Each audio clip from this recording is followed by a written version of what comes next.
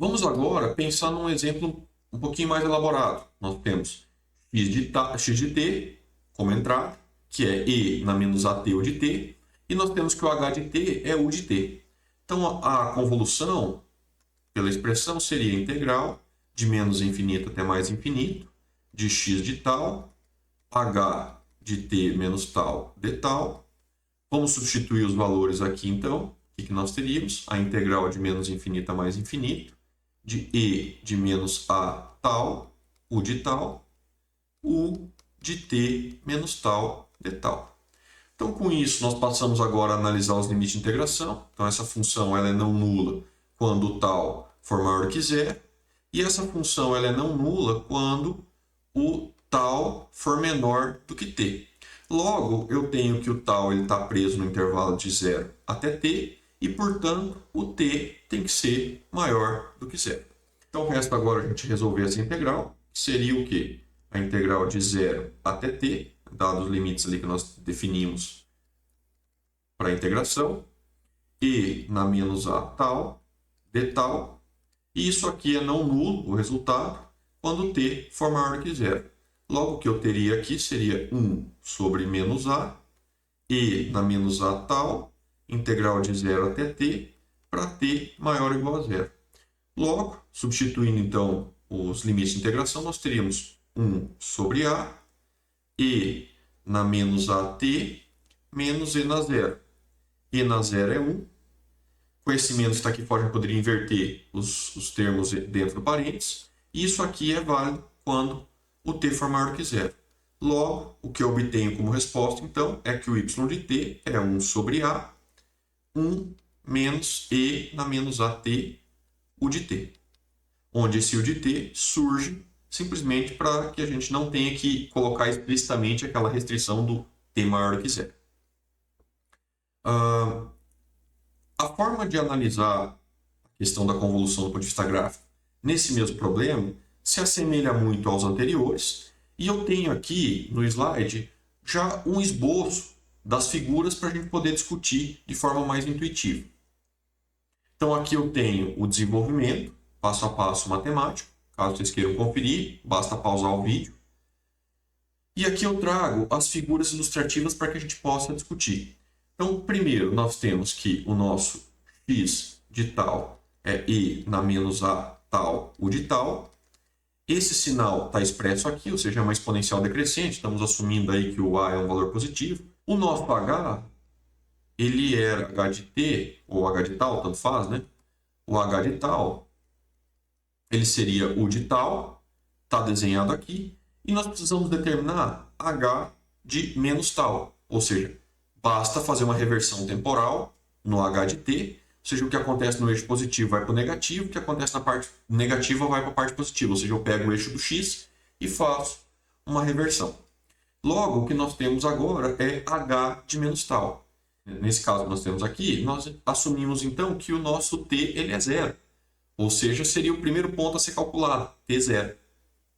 E com isso, o que eu tenho que fazer então? Posicionar logo abaixo do meu x o meu h de menos tal.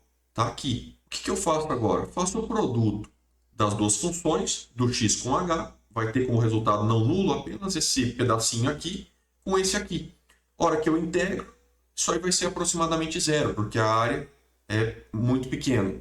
E aí eu calculo, então, o primeiro ponto, ou seja, o y de zero, que é, curiosamente, zero também. E aí, o que nós poderíamos fazer agora?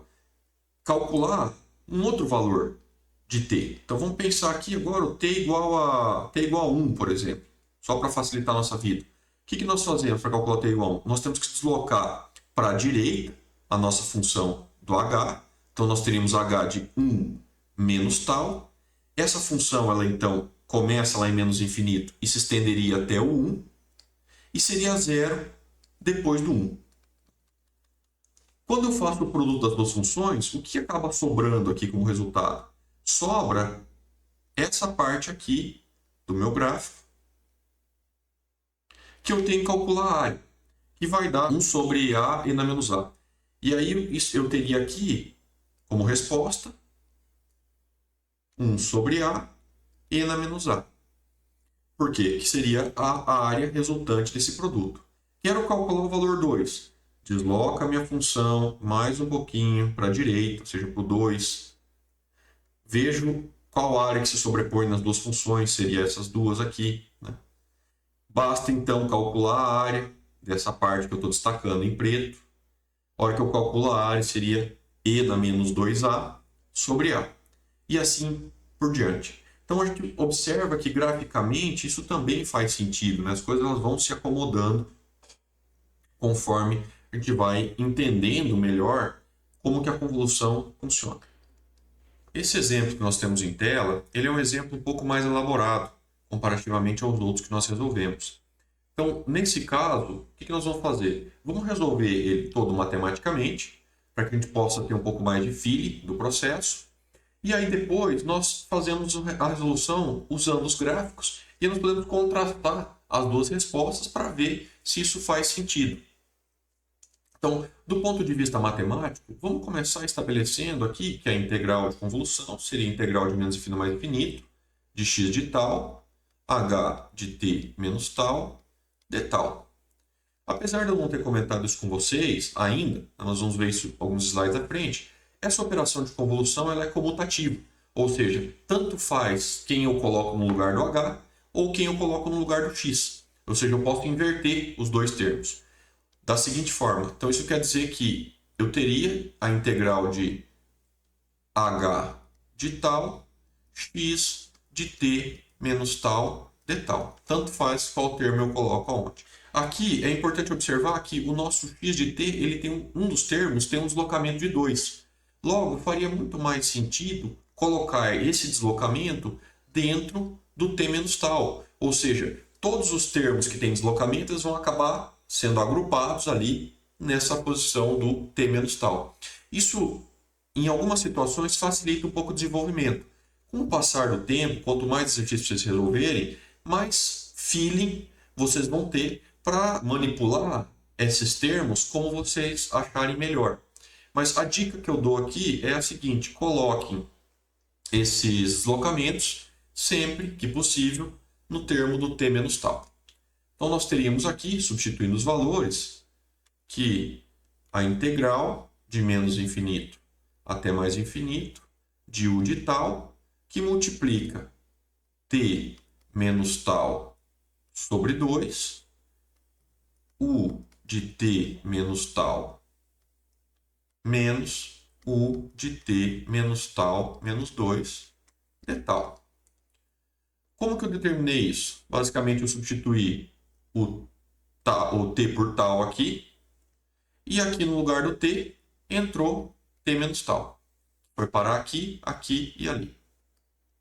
Então nós temos que resolver essa expressão que está na tela.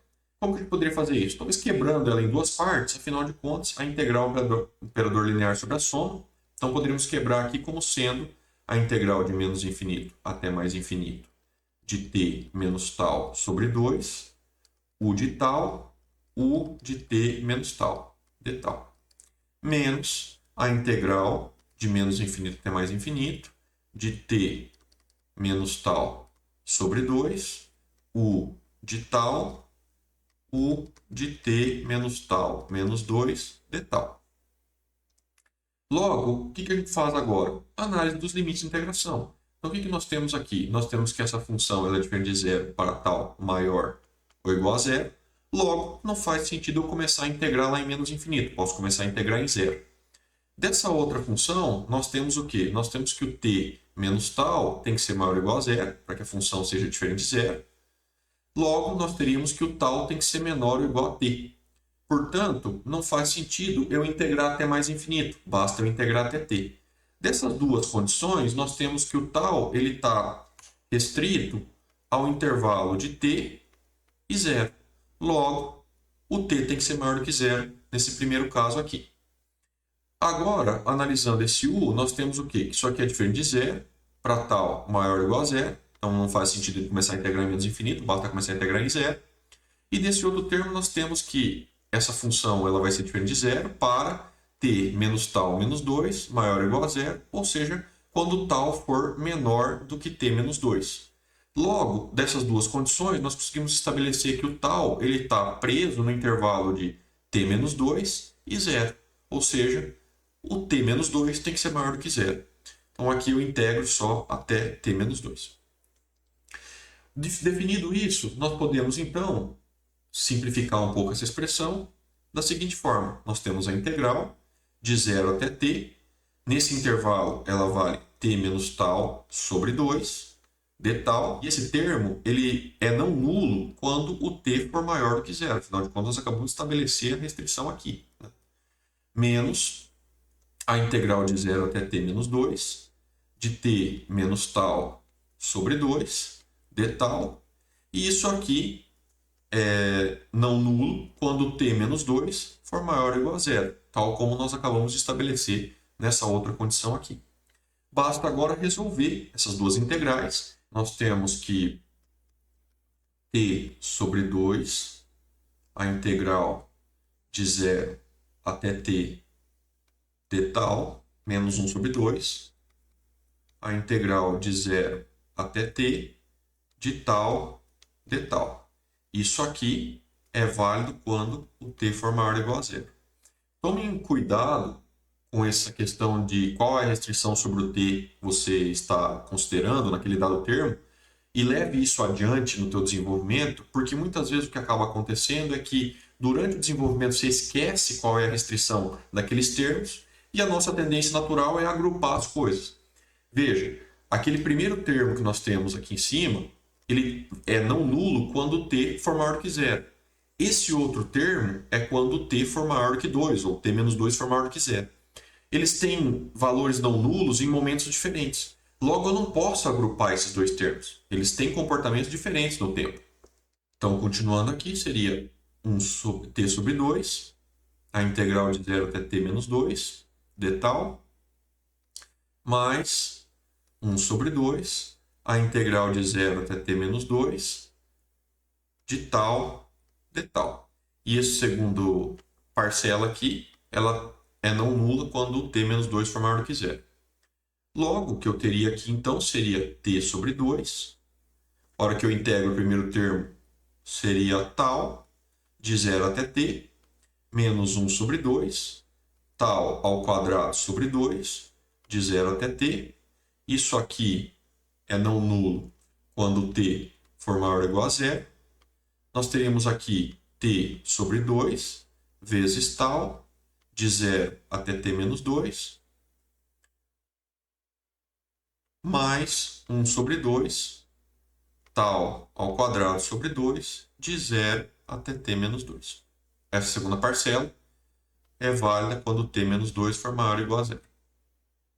Continuando aqui, nós temos então t ao quadrado sobre 2, desse primeiro termo aqui, menos 1 sobre 2, t ao quadrado sobre 2, desse segundo termo aqui. Que isso é válido para t maior do que 0. Menos t sobre 2, que multiplica t menos 2, desse terceiro termo aqui, mais 1 sobre 2, t menos 2 ao quadrado, sobre 2 desse último termo. E isso aqui é não nulo, ou é válido, quando t menos 2 for maior do que 0. Então agora a gente poderia simplificar essa expressão. O que nós temos aqui é t ao quadrado sobre 4. Se eu resolver esses primeiros dois termos, isso aqui é válido quando o t for maior do que 0. E aqui do outro, nós poderíamos observar o seguinte, que dá para colocar em evidência esse 1 sobre 2, que nós temos aqui. Também dá para colocar em evidência t menos 2, que nós temos nos dois termos. Então, nós teríamos aqui t menos 2 sobre 2. Resta, então, agora simplificar menos t mais 1 sobre 2, t menos 2. Isso aqui é válido para t menos 2 maior do que 0.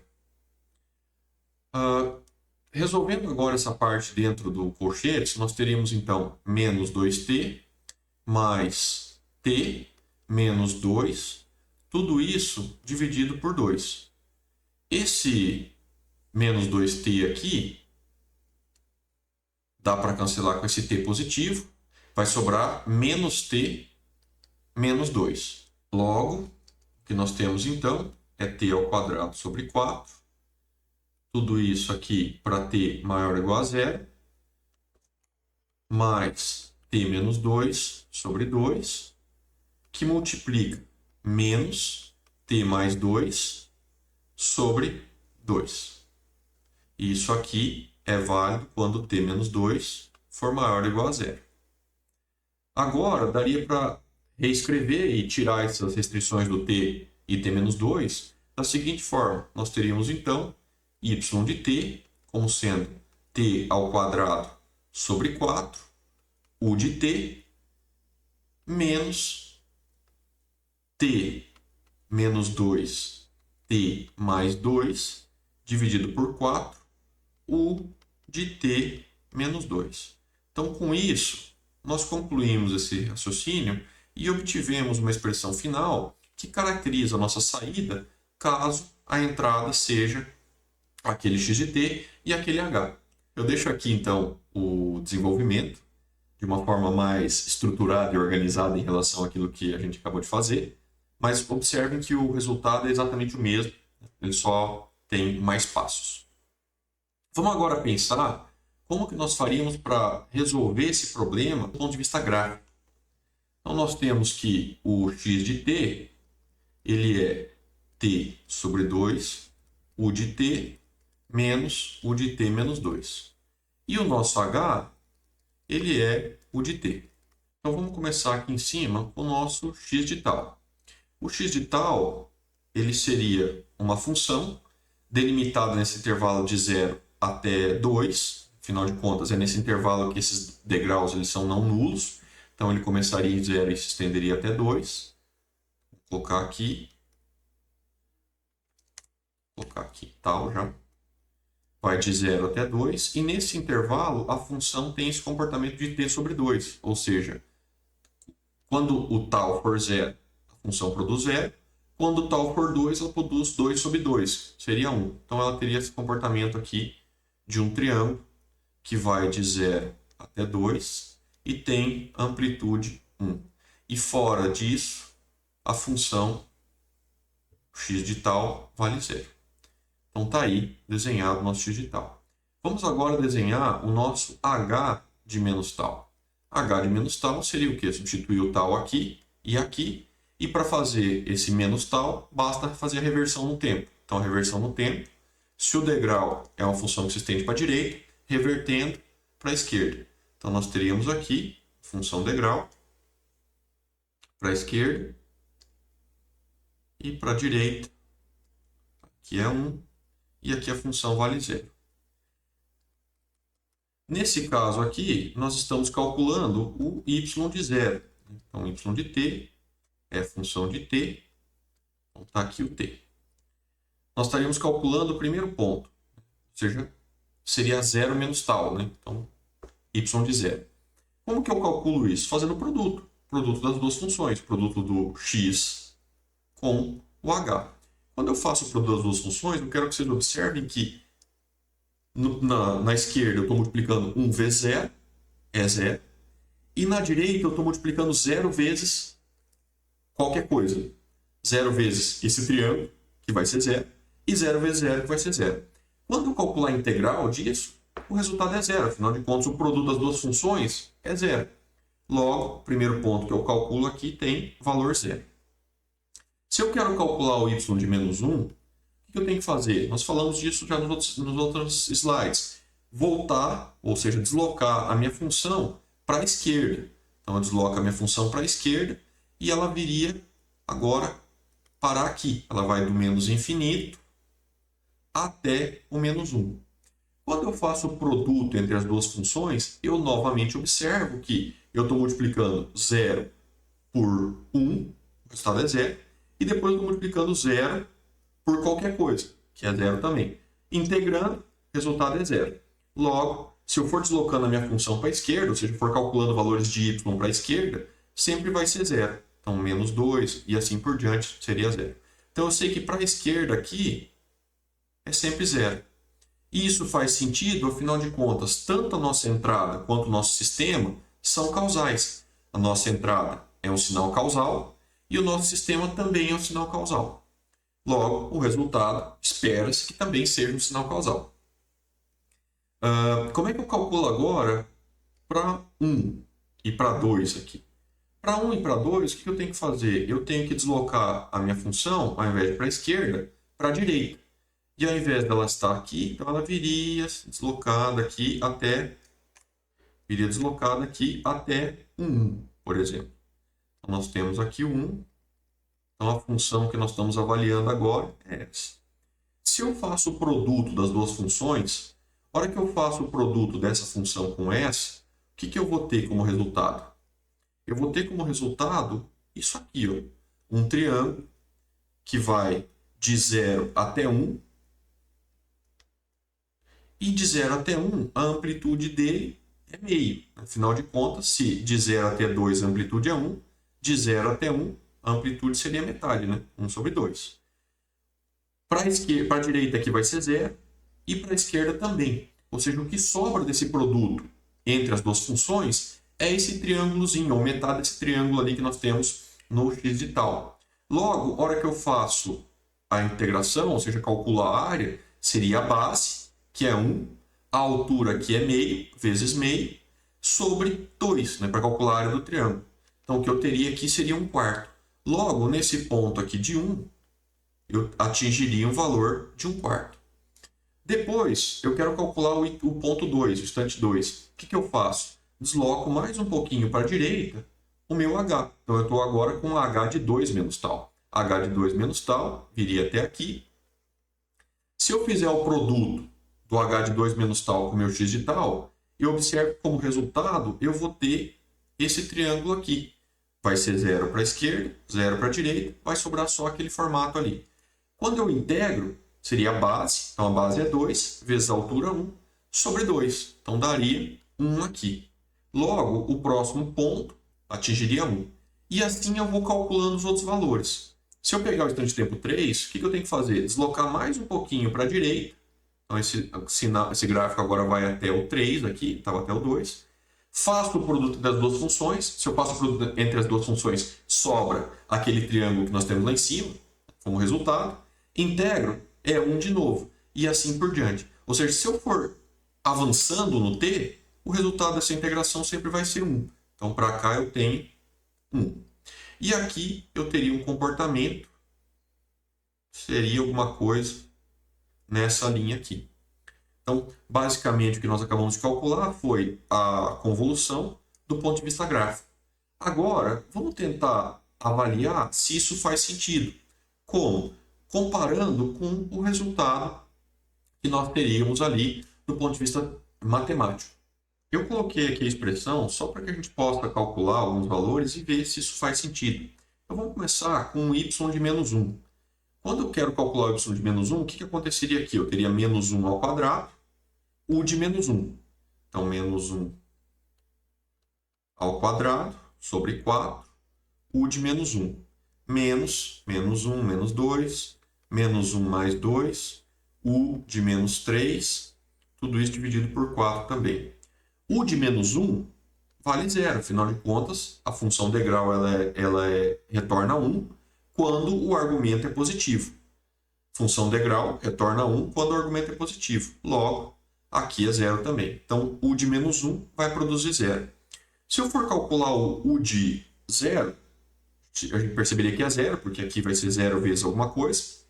Se eu for calcular o u de 1, o que nós vamos observar? Nós vamos ter 1 ao quadrado sobre 4, u de 1, menos 1 menos 2, 1 mais 2, u de menos 1, tudo isso dividido por 4.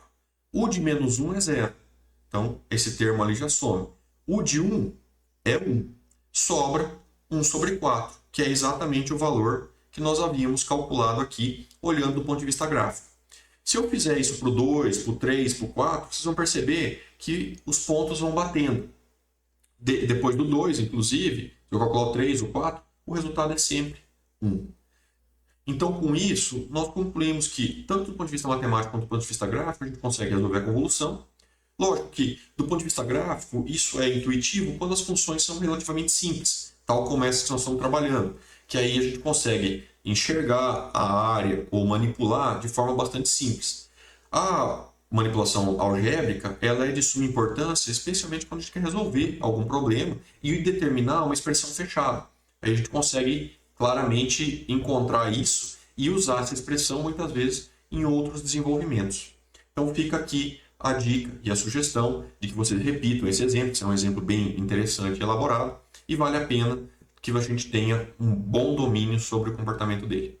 Então, como nós já resolvemos do ponto de vista matemático esse problema, e depois nós abordamos do ponto de vista gráfico como que a gente consegue entender o que está acontecendo ali em termos da convolução, eu deixo aqui em tela uma terceira forma de resolver. Obviamente que essa forma ela tira proveito de coisas ou equações ou expressões que já são conhecidas. Então vocês vão encontrar várias relações na tabela 2.1 do livro do Latte, que está na página 166 e 167, desse tipo aqui. O que essas relações mostram? Mostram que a convolução de U de t com U de t produz, como resultado, tu de t. A convolução de tu de t com U de t produz 1 sobre 2, t ao quadrado U de t. Além dessas duas expressões que eu trouxe, esses dois resultados que eu trouxe, existem muitos outros lá. E a gente pode se apoiar neles para resolver os nossos problemas. E aqui em tela eu deixo para vocês um exemplo de como fazer isso. Por exemplo, nós tínhamos lá que o nosso sinal de entrada ele era caracterizado dessa forma aqui. Ou seja, t sobre 2, u de t menos u de t menos 2. O que eu fiz? Só separei em dois termos. Uma vez que eu separei em dois termos, observe que isso aqui já começa a se parecer com esse tu de t. Depois ele vai ter que ser convolvido com quem? Com o meu u de t. Esse outro termo, ele teria que ser manipulado de tal forma que o deslocamento que está aqui dentro da minha função degrau também aparecesse aqui na frente, para que eu pudesse, então, tirar proveito dessas fórmulas e expressões já conhecidas. Com isso, eu tenho, então, que o meu sinal de entrada ele deve ser reescrito dessa forma que vocês têm em tela. Se eu reescrevo o meu sinal de entrada dessa forma, eu posso, então, em seguida, convolver o x de t com o meu h, ou seja, convolver cada termo desses com o meu u de t, e eu percebo que todos esses termos aqui, eles estão no formato de coisas que eu já conheço lá da tabela do livro do Latte. Então, nós temos t, u de t convolvido com u de t, é exatamente esse termo aqui, só que nós temos aqui na frente 1 sobre 2. E aí eu lembro vocês de que um sistema linear, se eu pego a entrada e multiplico por uma constante, basta multiplicar a saída por uma constante. Então, a convolução aqui seria o quê? O resultado multiplicado por esse 1 meio. Então, eu teria 1 quarto de t ao quadrado, u de t, que é exatamente o que nós temos aqui como resultado dessa primeira convolução. Depois, eu observo o quê? Eu observo que eu tenho aqui a convolução de t menos 2 sobre 2, u de t menos 2, convolvido com u de t. Isso também se assemelha muito a isso. Qual que é a diferença? A diferença é que os dois primeiros termos estão deslocados. Então, eu tenho t menos 2, u de t menos 2, que convolve com u de t. Aí eu lembro vocês de que o nosso sistema, ou seja, os sistemas que nós estamos trabalhando no capítulo 2 em diante, eles estão invariantes no tempo. Logo, se eu atraso a minha entrada, o que acaba acontecendo com a saída? Ela é simplesmente atrasada pelo mesmo fator. Nesse caso, eu estou atrasando de 2 a entrada, a saída aqui teria que ser atrasada de 2. Ou seja, o que eu teria na saída aqui seria, então, 1 sobre 4, t menos 2 ao quadrado, sobre vezes u de t menos 2. Então, bastaria atrasar a saída. É exatamente o que nós temos aqui. E o mesmo vale para esse último termo. Observe que eu tenho a convolução de u de t menos 2 com u de t. Então, eu tenho aqui u de t convolvido com u de t. Pela invariância no tempo, se eu atraso a entrada de 2, basta, então, atrasar a minha saída de 2. Então, eu teria t menos 2, u de t menos 2 aqui. E é exatamente isso. O que resta fazer? Juntar esses dois termos e aí eu chego aqui, que é a mesma expressão que nós tínhamos antes. Então, qual que é o ponto aqui para levar adiante e para ter atenção? Para que você possa aplicar essas regras aqui já estabelecidas naquela nossa tabela do Latte, a tabela 2.1 na página 166, é importante que os termos que estejam de um lado só, que são função de t, todos eles estejam com o mesmo deslocamento. Por exemplo, nesse caso aqui nós tínhamos t, e dentro do argumento da função 1 nós tínhamos t menos 2. Então o que eu preciso fazer? Eu preciso encontrar uma manipulação algébrica, tal como essa que foi feita aqui, para que fique na frente do de t menos 2 um termo t menos 2. Uma vez que eu faço isso, ou seja, que eu consigo colocar no formato adequado, eu posso então usar essas relações aqui que são dadas na tabela 2.1. Eu deixo aqui de recomendação que vocês façam esse exercício, tentem resolver, né? Ele em casa agora, usando esse artifício dos resultados já conhecidos da tabela e fazendo a manipulação algébrica no x de tal forma que você consiga expressar ele de forma adequada para poder aplicar só os resultados já conhecidos da tabela. Perfeito? Então eu deixo isso aqui para que vocês façam agora uma tentativa de resolução em casa.